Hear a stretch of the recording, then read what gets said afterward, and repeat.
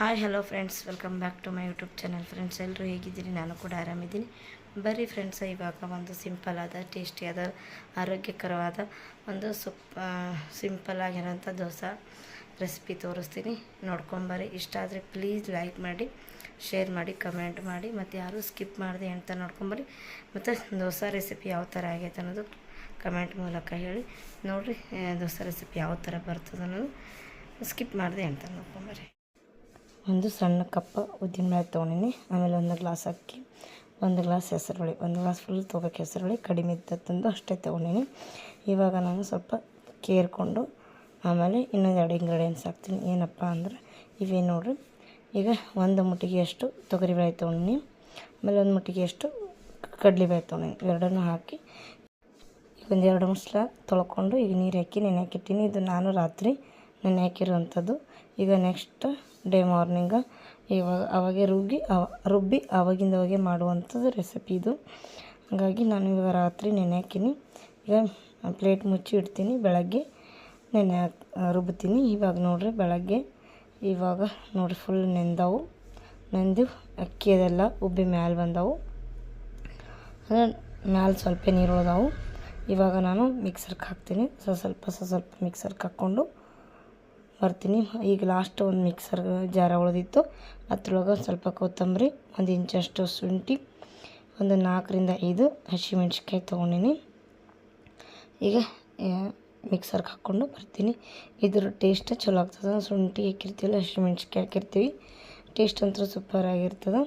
ಈಗ ಸ್ವಲ್ಪ ನೀರು ಹಾಕ್ಕೊಂಡು ಮಿಕ್ಸಿಗೆ ಹಾಕ್ಕೊಂಬರ್ತೀನಿ. ಈಗ 3 ಬ್ಯಾಚ್ ಆಗೈತಿ. ಇದು 4ನೇ ಬ್ಯಾಚ್. ಈಗ ಮಿಕ್ಸಿಗೆ ಹಾಕ್ಕೊಂಡು ಬರ್ತೀನಿ. ಫುಲ್ಲು ದೋಸೆ ಯಾವ ಥರ ಇರ್ತದೆ ಹಿಟ್ಟು ಅದೇ ಥರ ಮಿಕ್ಸಿಗೆ ಹಾಕ್ಕೊಂಬಂದಿನಿ ಸ್ಮೂತಾಗಿ. ಇವಾಗ ನಾನು ಈಗ ಮೊದಲು 3 ಸಲ ಹಾಕಿದ್ದೆನ ಮಿಕ್ಸಿಗೆ, ಅದ್ರ ಹಾಕಿ ಸ್ವಲ್ಪ ಮಿಕ್ಸ್ ಮಾಡ್ತೀನಿ. ಯಾಕಂದ್ರೆ ಲಾಸ್ಟ್ ಬ್ಯಾಚ್ ನಾನು ಶುಂಠಿ ಮತ್ತು ಹಸಿಮೆಣ್ಸಿನ್ಕಾಯಿ, ಕೊತ್ತಂಬರಿ ಎಲ್ಲ ಹಾಕಿದ್ದೆಲ್ಲ ಅದನ್ನೆಲ್ಲ ಮಿಕ್ಸ್ ಹಾಕಬೇಕು ಅಂತಂದು ಇವಾಗ ಅದೆಲ್ಲ ಕೂಡಿಸಿ ನೀಟಾಗಿ ಮಿಕ್ಸ್ ಮಾಡ್ತೀನಿ. ಸ್ವಲ್ಪನೂ ಸೋಡಾ ಹಾಕೋದಿಲ್ಲ. ಸೋಡಾ ಹಾಕ್ಲಾರೆ ಮಾಡೋದು. ನಾವು ಒಂದೊಂದಿನ ಏನು ಮಾಡ್ತೀವಿ, ರಾತ್ರಿನೇ ರುಬ್ಬಿ ಬೆಳಗ್ಗೆ ಮಾಡ್ತೀವಿ. ಇದು ಇಲ್ಲ, ಅವಾಗಿಂದೋಗಿ ಇನ್ಸ್ಟೆಂಟಾಗಿ ನೆನೆ ಹಾಕಿ ಒಂದು 2-3 ಅವರ್ ನೆನೆ ಹಾಕಿದ್ರು ನಡೀತದೆ.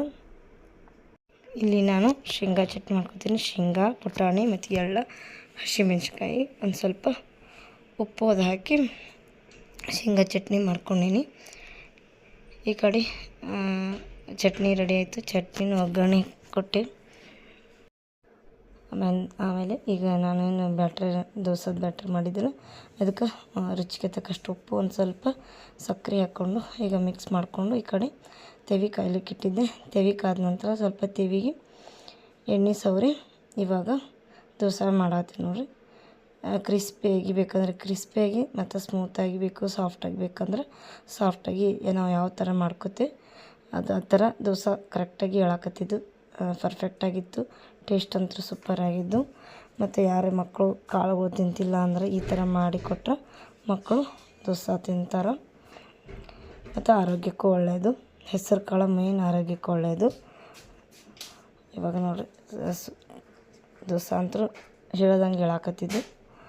ಯಾರಿಗೆಲ್ಲ ಇಷ್ಟ ಆಯ್ತು ಅನ್ನೋದು ಕಮೆಂಟ್ ಮೂಲಕ ಪ್ಲೀಸ್ ತಿಳಿಸ್ರಿ. ಮತ್ತು ಬೇರೆ ಯಾವುದೇ ಕಾಳು ಹಾಕಿ ಮಾಡೋದು ನಿಮ್ಗೆ ಗೊತ್ತಿತ್ತಂದ್ರೆ ಕಮೆಂಟ್ ಮೂಲಕ ತಿಳಿಸ್ರಿ. ನೋಡಿರಿ ದೋಸೆ ಯಾವ ಥರ ಬಂದಿತ್ತು ಅನ್ನೋದು ನಿಮ್ಗೆ ಅಗದಿ ಸಲೀಸಾಗಿ ಮಾಡ್ಕೊಳಕತ್ತೀನಿ. ಟೇಸ್ಟ್ ಅಂತೂ ಸೂಪರಾಗಿದ್ದು. ಮತ್ತು 2ನೇದು ಮಾಡತ್ತೀನಿ. ಇದನ್ನು ಭಾಳ ವರ್ಷದಿಂದ ಮಾಡಿದ್ದೆ. ನಮ್ಮ ಮನೆಯವ್ರ ಫ್ರೆಂಡ್ ಬಂದಿದ್ದರು ಅಮೇರಿಕಾದಿಂದ, ಅವಾಗ ಮಾಡಿದ್ದೆ. ಅದ್ರ ಮೇಲೆ ಮಾಡಿದ್ದಿಲ್ಲ. ಅದಕ್ಕೆ ಇವಾಗ ಮತ್ತೆ ಮಾಡ್ಬೇಕು ಅನ್ನಿಸ್ತು, ಮಾಡತ್ತೀನಿ.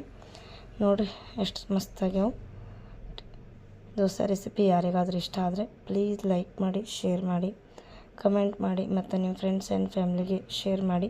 ಮತ್ತು ಜಾಸ್ತಿ ಜನ ಸಬ್ಸ್ಕ್ರೈಬ್ ಮಾಡ್ಕೊಂಡು ನೋಡಿ. ಮತ್ತು ಹಂಗೆ ಪ್ಲೀಸ್ ವಿಡಿಯೋಕ್ಕೊಂದು ಲೈಕ್ ಕೊಟ್ಟು ನೋಡಿ.